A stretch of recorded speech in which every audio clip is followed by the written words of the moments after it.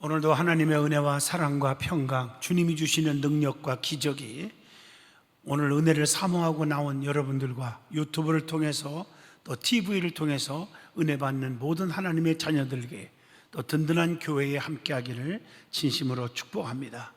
오늘 마태복음 3장 1절로 12절을 통해서 세례 요한의 삶이라 하는 제목으로 함께 은혜를 나누고자 합니다.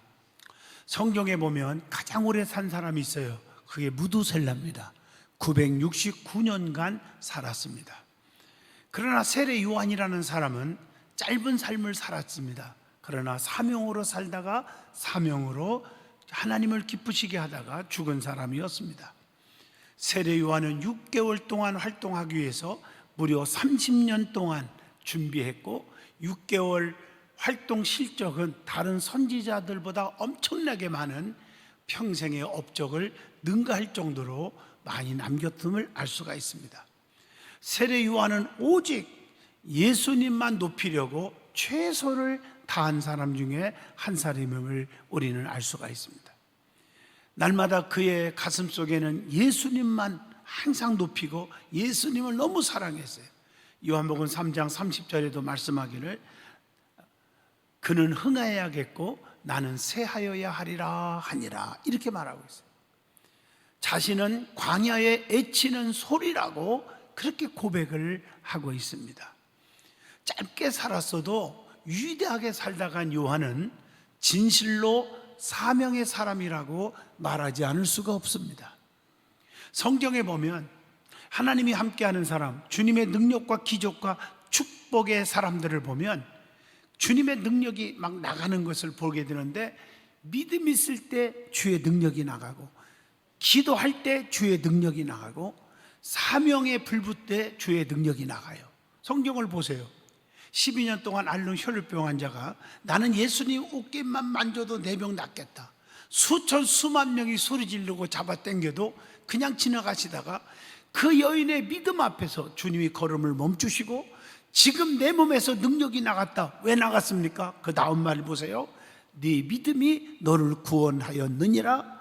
따라 안심하라. 너를 구원하였다. 네 믿음이 너를 고치게 했다 하고 말씀하고 있잖아요. 믿음이 있을 때 주의 능력이 나가고 내가 주를 위해서 사랑하고 주를 위해서 헌신하고 또 주만을 자랑하고 살겠다고 결심하는 그 사명감이 있을 때 주님이 그에게 위로와 평강과 치료와 능력과 기적을 주시는 것입니다. 성경에 보면 하나님은 사명자에게 능력을 주셨고 그리고 그에게 상급을 주시고 크게 들어 쓰신다는 사실을 깨우쳐 주고 있다는 것을 알 수가 있습니다. 하나님이 누구십니까? 전능자이십니다.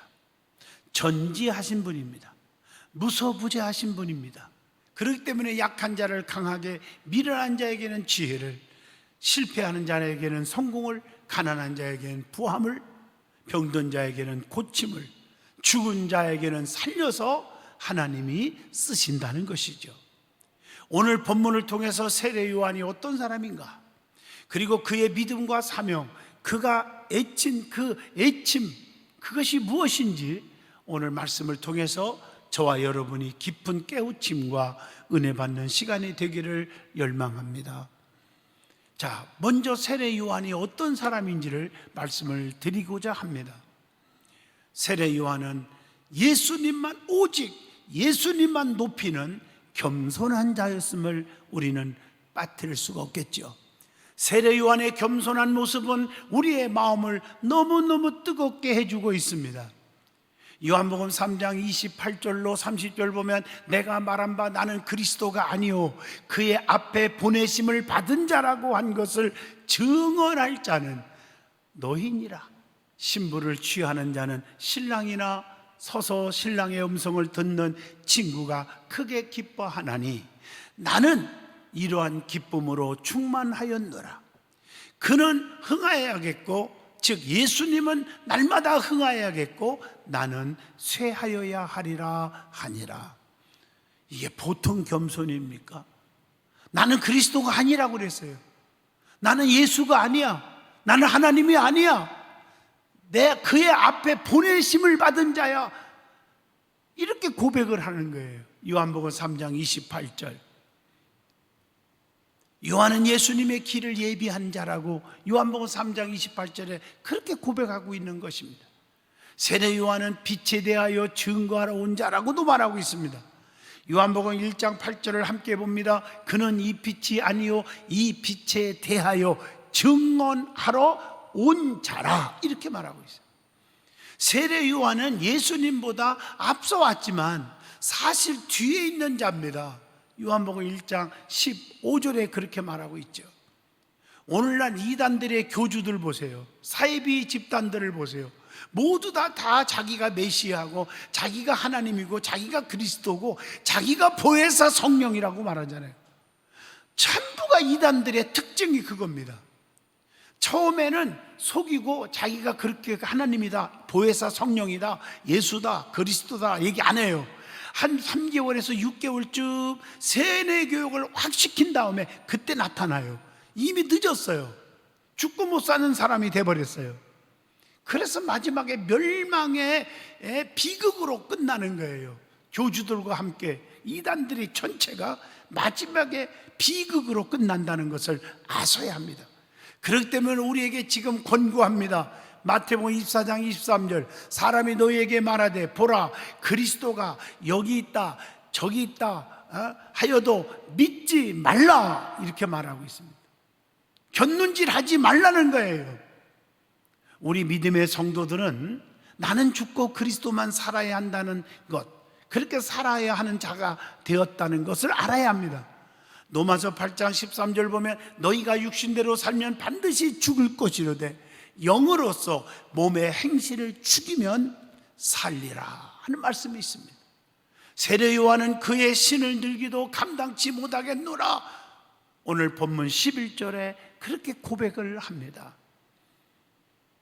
내 뒤에 오시는 예수님은 나보다 능력이 너무 많으신 분이라고 마태복음 3장 11절에 말씀을 하고, 자신은 물로 세례를 주지만 예수님은 불로 세례를 준다고 말씀하십니다.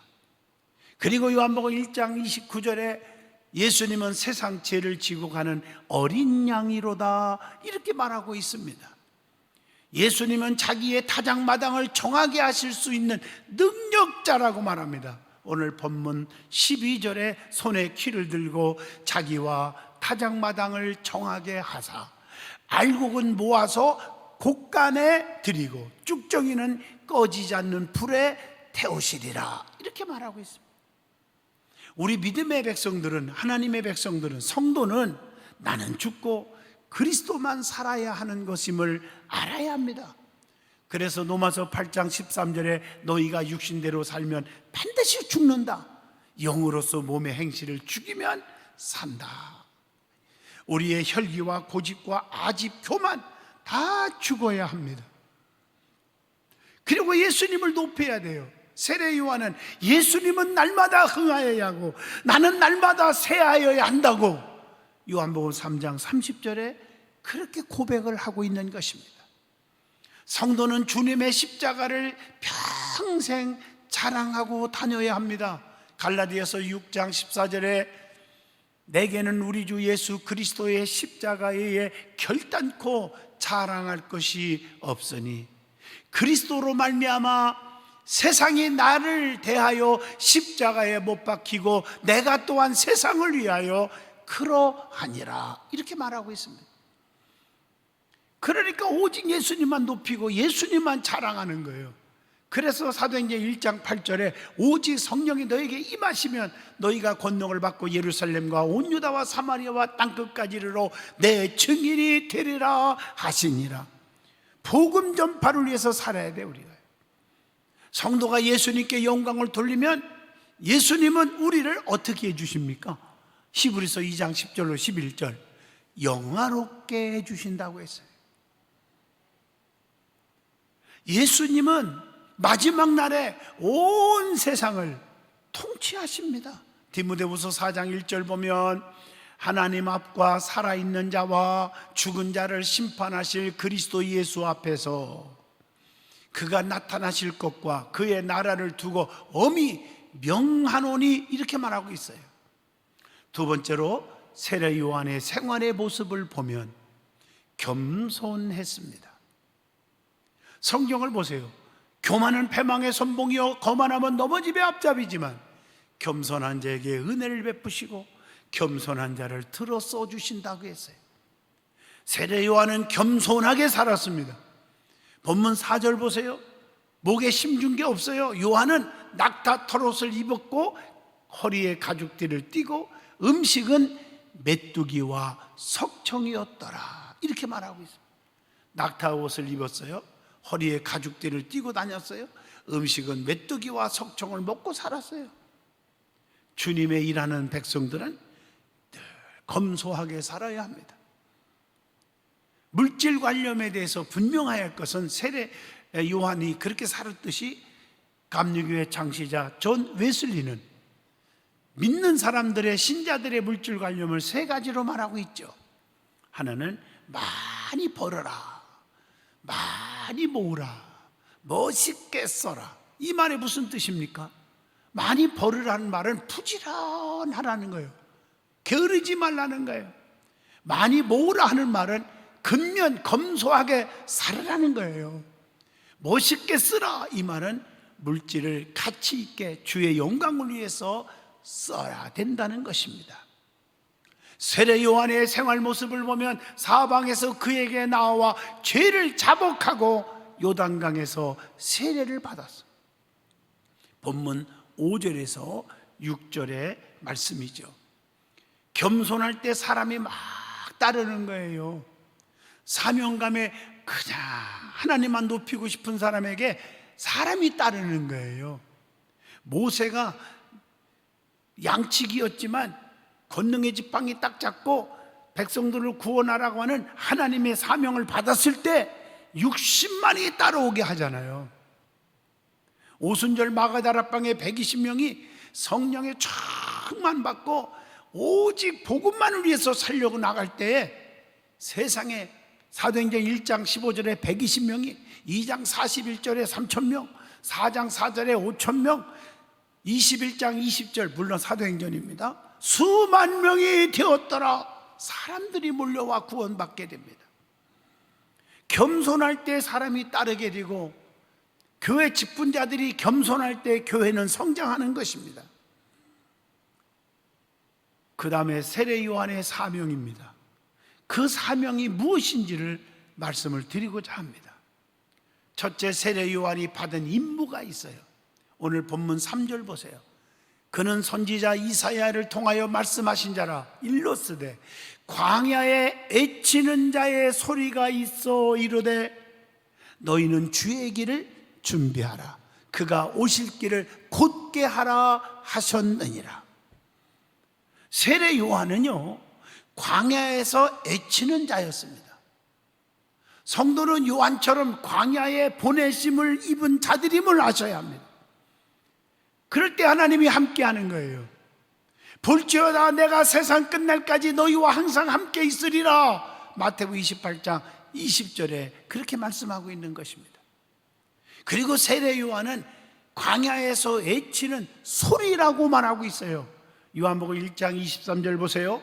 이르되 나는 선지자 이사야의 말과 같이 주의 길을 곧게 하라고 광야에서 애치는 자의 소리로다 하니라. 이렇게 말하고, 여러분 소리라고 말했는데 이 소리의 의미가 뭘까요? 소리는 이름이 없어요. 이름 없는 소리. 다만 주님만 높이는 것을 의미합니다. 또 소리 없는 것은 소리가 있잖아요. 소리 없는 소리가 있잖아요. 그것은 삶의 본이되라는 거예요. 마가복음 1장 6절에도 낙타옷을 입고 허리에 가죽띠를 띠고 메뚜기와 석청을 먹었더라. 그리고 소리는 부르짖는 소리가 있어요. 순교를 각오하는 것을 의미합니다. 마가복음 6장 18절에 요한이 헤롯에게 말하되 동생의 아내를 취한 것이 옳지 않다 하였습니다. 바르게 말하는 거예요. 그리고 사라지는 소리가 있는데 바로 사라져요. 나는 날마다 나타나지 않고 이 소리가 있어요. 소리는 나타나지 않고 사라져요. 예수님만 나타나는 거예요. 그 나머지는. 요한복음 1장 27절, 내 뒤에 오시는 그이라 나는 그의 신발끈을 풀기도 감당하지 못하겠노라 하더라. 오직 예수님만 높여요. 예수님만 남게 해줘요. 그러므로 성도는 광야에서 외치는 소리가 되어야 합니다. 자기를 내세우지 말고, 목에 힘주지 말고, 자기 자랑하지 말고 예수님만 높이고 오직 예수님만 자랑하고 살아야 된다는 것입니다. 그리고 세례 요한은 본문 3절에 보면 주의 길을 예비하는 자라고 말합니다. 자기의 길이 아닌 주님의 길을 예비하는 자예요. 참된 성도는 결단코 자신을 드러내지 아니하여야 합니다. 내게 있는 것이 있어. 내 속에 가장 귀한 것, 금과 은이 아니야. 사도행전 3장 6절 보세요. 베드로가 이르되 은과 금은 내게 없거니와 내게 있는 이것을 내게 주노니 나사렛 예수 이름으로 일어나 걸어가라. 내 속에 예수로 꽉 차 있어.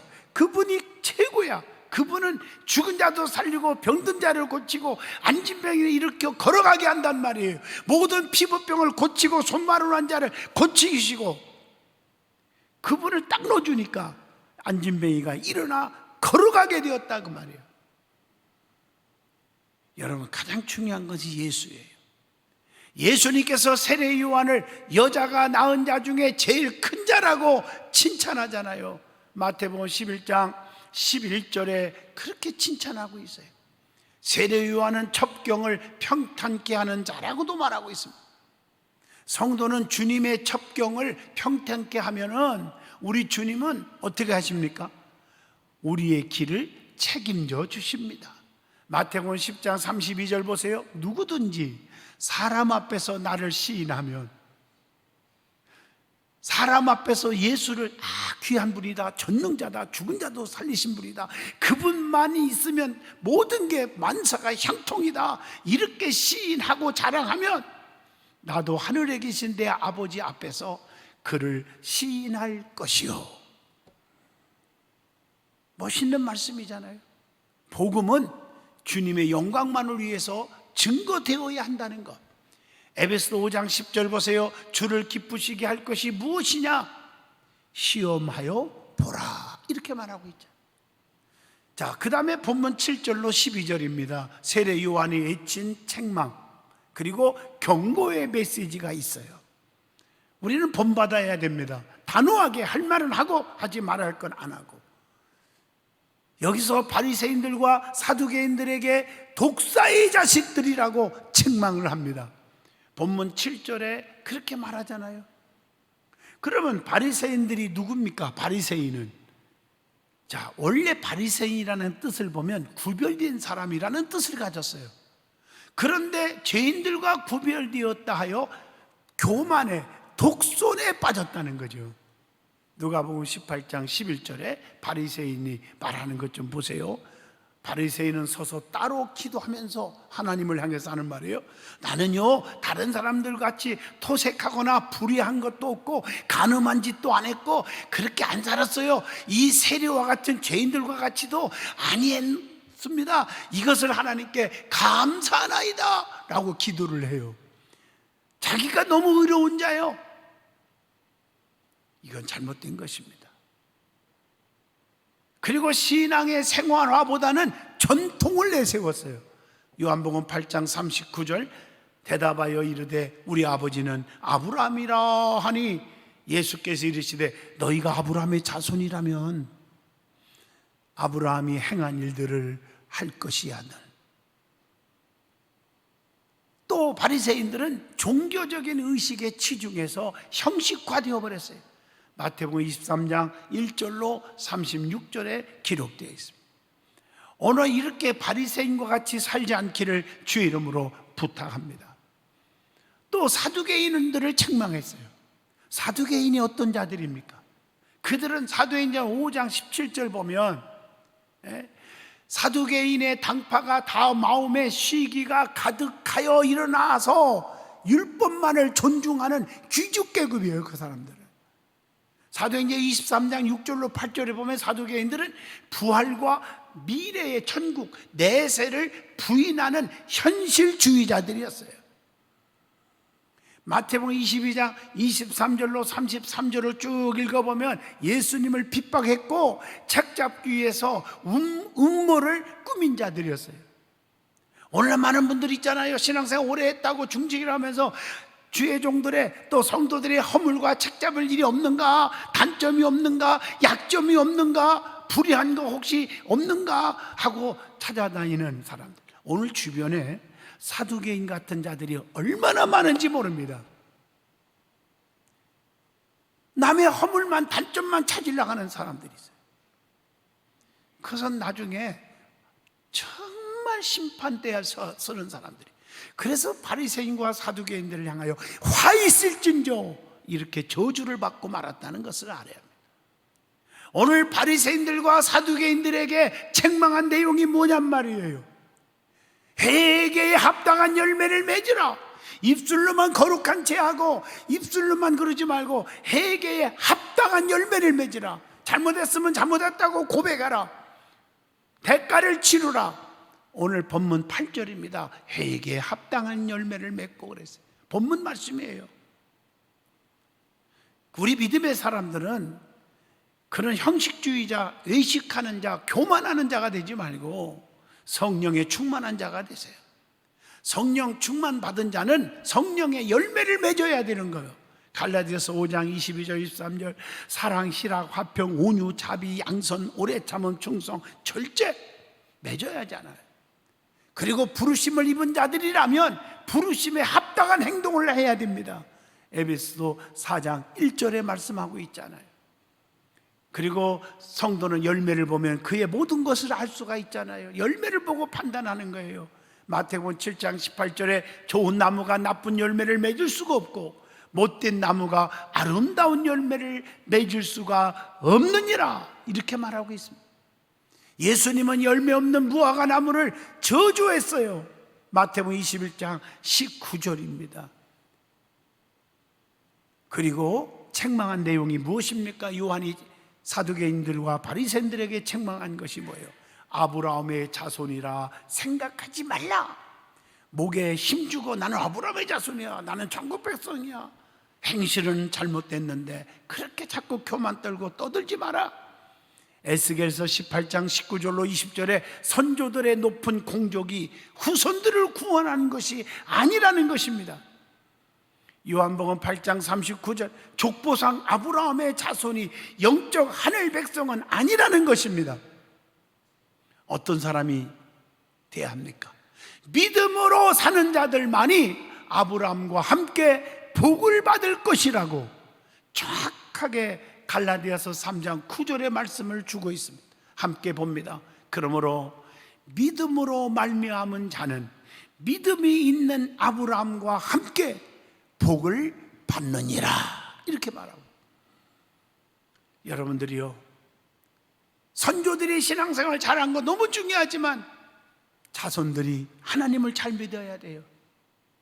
내가 신앙생활 잘했다고 물론 자녀들에게도 영향이 있을 수 있겠지만 자녀들이 믿음대로 살지 않으면 아브라함의 자손이라고 자랑하지 말라고 하는 책망이 바로 그들에게 주신 말씀이라는 것입니다. 그러면서 심판 앞에서 본문 10절에 이미 도끼가 나무 뿌리에 놓였으니 좋은 열매 맺지 아니하는 나무는 찍어서 불에 던지느니라고 말씀합니다. 그래서 마태복음 21장 18절로 19절에 하나님은 나무마다 좋은 열매 맺기를 원하시고 계십니다. 하나님은 좋은 열매를 맺는 것을 너무 기뻐하십니다. 요한복음 15장 8절에 그렇게 말씀하고 있어요. 하나님의 나라는 좋은 열매 맺는 백성만이 유업으로 받을 수가 있다고 마태복음 21장 43절에 기록하고 있습니다. 좋은 열매 맺지 않으면 어떻게 됩니까? 마태복음 7장 19절에 나무마다 찍혀서 불에 던지어지느니라 이렇게 말합니다. 오늘 본문 10절에도 예수님께서 도끼가 이미 나무 뿌리에 놓였다고 했는데 주님의 심판이 얼마 남지 않았음을 확실하게 경고해 주고 있다고 봅니다. 오늘날 주의 종들의 여기저기서 전화가 옵니다. 목사님들이 또 모여서 얘기를 합니다. 이구동성으로 이 시대를 주님이 너무 심판하러 오실 날이 가까웠다고 이구동성으로 지금 말하고 있어요. 여러분이요, 백신을 맞고 뭐 코로나가 잠잠한 것 같아도 변이 바이러스가 또 생겨. 그것도 잡으면 또 다른 게 더 무서운 바이러스가 생길 거라고 말하는 분들이 너무나 많습니다. 이것은 주님의 심판이 얼마 안 남았다 하는 경고라고 하는 것입니다. 이럴수록 믿음의 사람들은 이 나라와 이 민족을 위해서 하나님 앞에 기도하고 하나님을 두려워할 줄 알고 교회가 바로 서고 믿음이 회복되고 예배가 회복되게 해달라고 기도하셔야 됩니다. 우리가 열매 맺지 않으면 안 돼요. 열매를 맺는 비결이 무엇입니까? 요한복음 12장 23절로 24절에 예수께서 말씀하십니다. 내가 진실로 너에게 이르노니 한 알의 밀이 땅에 떨어져 죽지 아니하면 한 알 그대로 있고 죽으면 많은 열매를 맺느니라, 이렇게 말하고 있어요. 요한복음 12장 24절 말씀이 자신이 죽어야 많은 열매를 맺는다는 거예요. 예수님께 붙어서 뿌리를 내리면 과실을 많이 맺는다고 요한복음 15장 5절에 포도나무와 가지의 비유를 통해서 가르쳐 줍니다. 그리고 마태복음 13장 22절 가지 덩쿨을 자르면 많은 결실을 보게 된다. 가지치기를 잘해야 됩니다. 가지치기.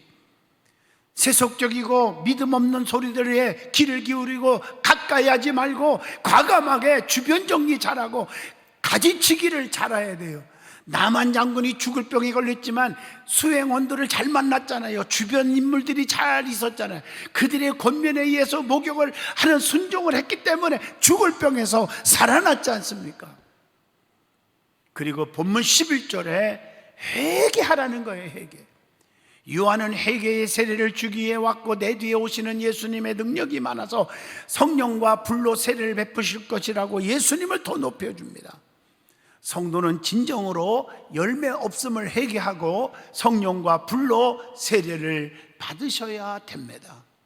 성령을 받아야 변화가 일어나고 기적이 일어납니다. 타작마당을 정하게 하사 알곡은 곡간에 쭉정이는 꺼지지 않는 불에 태운다고 경고하신 본문 12절에 귀를 기울이시기를 바랍니다. 이 세상과 교회들은 하나님의 타작마당과 같음을 아셔야 합니다. 베드로전서 4장 17절입니다. 알곡 같은 신자는 천국에서 상을 받지만 마태복음 25장 34절 쭉정이 같은 신자는 지옥불에서 영원히 고통을 받게 된다고 마태복음 8장 12절에 말씀했으니 주야 주야 했다고 천국 가는 사람이라고 착각하지 마시고 다만 아버지 뜻대로 행하는 자가 간다는 이 말씀을 가슴에 새기셔야 합니다. 결론적으로 말하면 세례 요한처럼 주님만 찬양하고 주님만 높이고 주님의 오심을 예비한 자며 온유와 겸손한 자인 것처럼 담대하게 바리새인들과 사두개인들을 책망하고 경고한 것처럼 우리도 그렇게 사시기를 바랍니다. 주님의 심판이 얼마 남지 않았습니다. 주님은 분명히 오셔서 심판하실 것입니다. 열매 없는 자가 되지 말고 열매 맺는 자가 되시기를 진심으로 축복합니다. 기도합니다. 거룩하신 하나님, 세례 요한의 삶이 우리의 삶이 되게 하여 주옵시고 담대하게 복음만을 외치는 예수님만을 높이는 겸손과 온유한 자가 되게 하여 주시옵소서. 예수님 이름으로 간절히 기도하옵나이다.